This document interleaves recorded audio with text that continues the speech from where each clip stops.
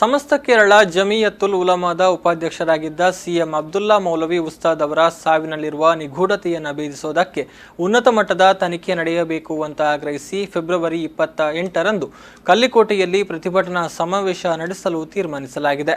ಈ ಬಗ್ಗೆ ಮಂಜೇಶ್ವರದಲ್ಲಿ ಸುದ್ದಿಗೋಷ್ಠಿ ನಡೆಸಿ ಮಾತನಾಡಿದ ಕೇರಳ ಜಮಿಯತುಲ್ ಖುತುಬಾ ಮಂಜೇಶ್ವರ ಮಂಡಲ ಸಮಿತಿ, ಸಿಎಂ ಅಬ್ದುಲ್ಲಾ ಮೌಲವಿ ಉಸ್ತಾದ್ರವರು ನಿಗೂಢವಾಗಿ ಸಾವನ್ನಪ್ಪಿದ್ದು ಈ ಪ್ರಕರಣವನ್ನು ಇದುವರೆಗೂ ಭೇದಿಸಿಲ್ಲ.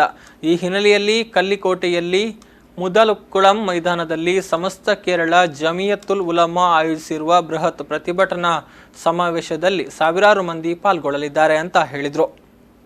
ಸಮಸ್ತ ಜಮಿಯತುಲ್ ಉಲಮಾ ಎಂಬ ಅತಿ ಮಹತ್ತಾಯ ಮಂಡಲ ಕಮಿಟಿ ಇದರ ವತಿಯಿಂದ ಈ ತಿಂಗಳು ಫೆಬ್ರವರಿ 28ನೇ ತಾರೀಕು ಗುರುವಾರ ಕೇರಳದ ಕೋಳಿಕೋಡ್ ಮುದಲಕುಳಂ ಎಂಬ ಮೈದಾನದಲ್ಲಿ ಪ್ರತಿಷೇಧ ಸಂಗಮ ಸೇರಲಿಕ್ಕೆ ತೀರ್ಮಾನಿಸುವುದರಿಂದ ಅದಕ್ಕೆ ಬೇಕಾದಂತ ವಾಹನ ಅದು ಈ ಮಂಜೇಶ್ವರ ಮಂಡಲ ಅಧೀನದಲ್ಲಿ ಕಾರ್ಯನಿರ್ವಹಿಸುತ್ತಿರುವ ಎಲ್ಲ ಮಹಲ್ಲಿನ ಬಹುಮಾನ್ಯರಾದ ಖತೀಬ್ ಉಸ್ತಾದ್ ಮಹಲ್ ಸುದ್ದಿಗೋಷ್ಠಿಯಲ್ಲಿ ಹಸೈನಾರ್ ಫೈಜಿ, ಅಬ್ದುಲ್ ಹಮೀದ್ ಮದನಿ ಉಪ್ಪಳ, ಅಬ್ದುಲ್ ನಾಸಿರ್ ಯಮಾನಿ, ಅಬ್ದುಲ್ ರಜಾಕ್ ಮುಸ್ಲಿಯಾರ್ ಉಪ್ಪಳ, ಆದಂ ಫೈಜಿ ಗಾಂಧಿನಗರ, ಅಬ್ದುಲ್ ನಾಸರ್ ಫೈಜಿ ಉಪಸ್ಥಿತರಿದ್ದರು.